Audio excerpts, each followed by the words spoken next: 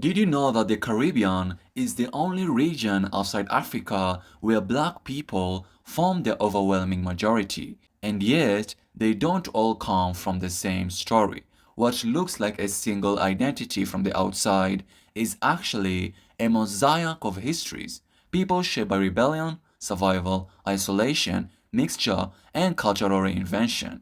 Across islands scattered in the Atlantic, millions of people with African ancestry built entirely new worlds, worlds influenced by Europe, Africa, and the indigenous Americas, but never defined by any one of them. To understand Afro-Caribbean identity, you have to go back all the way to the beginning, when the Caribbean became one of the central stages of the Atlantic slave trade. From the 1500s onwards, European empires such as Spanish, British, French, and Dutch turned these islands into plantation economies, sugar, tobacco, and later coffee, which drove an insatiable demand for labor. Millions of Africans, primarily from West and Central Africa, regions like present-day Ghana, Nigeria, Benin, Congo, and Angola, were forcibly transported across the Atlantic. But what happened next is where the story splits. Because once Africans arrived in the Caribbean, they didn't remain a single unified group. The environment, the colonial system, and their own resistance reshaped them. First, differences emerged from island to island. A person taken to a French colony would grow up speaking a French-based Creole, practicing Catholic-influenced African spirituality. Then someone was taken to a British colony who spoke an English-based Creole and lived under a different legal and social system. Spanish and Dutch colonies added even more variation.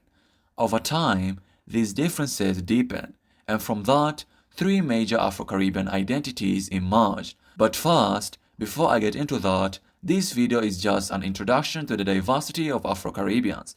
But in my book, World Encyclopedia of African People, I go much deeper. Not only did I dedicate chapters to each and every Afro-Caribbean group, but also to Afro-derived peoples around the world. I start from Africa itself, exploring the oldest lineages to the youngest, and the diverse ethnicities within each lineage. I also cover the communities that emerged in Africa during the Middle Ages and the colonial era, as well as the Afro-derived diaspora around the world. In each chapter, I explore their genetic and ancestral backgrounds, history and migrations, geographic distribution, phenotypic traits, languages and communication, traditional lifestyle and economies, cultural traits and customs, modern identity and diaspora, and much, much more in each and every African ethnic group. The book is available on Amazon and is the best way to support this channel. The link and more details are in description. Thank you very much. Now let's get back into the video. The first and by far the largest is what we call the mainstream Afro-Caribbean freedmen, the descendants of enslaved Africans who remained within plantation societies and later became the dominant populations after emancipation. Take Haiti, for example, the largest Afro-Caribbean population in the world. Haitians are primarily descended from West and Central Africans, but what makes them unique is how they transform that heritage. They speak Haitian Creole, a French-derived language infused with African grammar and rhythm, and practice voodoo, a spiritual system that blends West African religion with Catholic symbolism. Their identity was forged in revolution, the Haitian Revolution, the only successful slave revolt in history, which created the first Black Republic. And then there are Jamaicans, whose ancestry is heavily tied to Akan and Ashanti peoples from Ghana. That heritage lives on in language, patterns, folklore, and even resistant tradition. Jamaican culture, from its music to its social structure, reflects a deep African continuity, reshaped through centuries of colonial rule and post-emancipation life. In Trinidad and Tobago, Afro-Trinidadians carry a slightly different story. Their African roots mixed with strong French Creole influence, especially in language, cuisine, and carnival traditions. Meanwhile, in places like Guyana and Suriname, though located in the South American mainland, the populations are culturally Caribbean. Afro-Guyanese and Afro-Surinamese Creole descend from plantation Africans but develop distinct identities shaped by Dutch and British rule. And then we have Barbados, one of the earliest and most intense plantation societies, has Afro-Barbadians with deep roots in British colonial system. The Bahamas saw an influx not just from Africa, but also from freed slaves arriving from the United States and Bermuda, creating Afro-Bahamian communities with layered histories. In Cuba, Afro-Cubans represent one of the largest Afro-descendant populations in the Caribbean. Their culture is heavily influenced by Yoruba tradition, visible in Santeria, a religion that merges African deities with Catholic saints. Similarly, Afro-Dominicans and Afro-Puerto Ricans carry African ancestry blended with European and indigenous influences, reflected in their music, language, and identity. Across the French Caribbean, in Martinique, Guadeloupe, and French Guiana, Afro-Antillians speak French-based Creoles and maintain cultural practices rooted in both Africa and France. This first group, the mainstream Afro-Caribbean freedmen, represent continuity through transformation. They are the descendants of plantation societies who took fragments of Africa and built entirely new cultures. But not all Africans in the Caribbean stayed within the system. Some escaped, and that leads to the second group, the Caribbean Maroons. Maroons are descendants of Africans who fled slavery and formed independent communities, often in remote mountains or dense forest. Unlike plantation populations, Maroons preserved African traditions with remarkable intensity because they existed outside colonial control. The most famous are the Jamaican Maroons, descended largely from Akan-speaking peoples, especially the Coromantes. They waged prolonged wars against the British.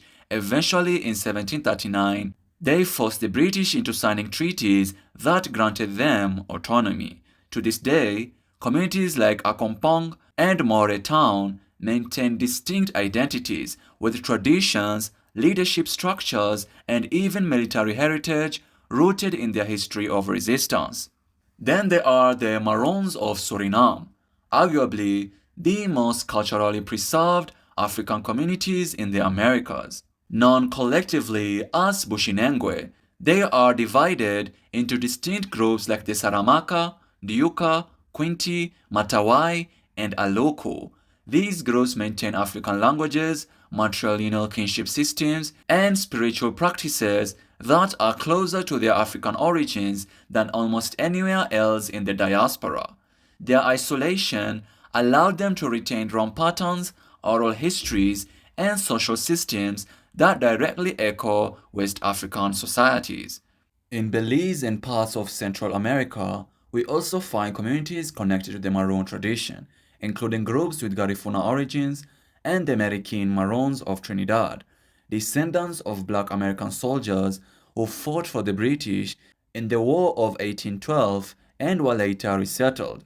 Maroons represent resistance turned into identity. They are not survivors, they are communities that refused assimilation and preserved a more direct African continuity. And then there is a third group, the most complex of all, the mixed Afro-Caribbean populations. These are people whose identities emerge through blending between Africans, Europeans, indigenous people, and even Asians. Historically, terms like mulatto were used to describe people of African and European descent. While outdated today, these categories played a major role in colonial societies, where mixed-race individuals often occupied a middle position between white elites and black majority. In Jamaica, there is a group known as Brownings.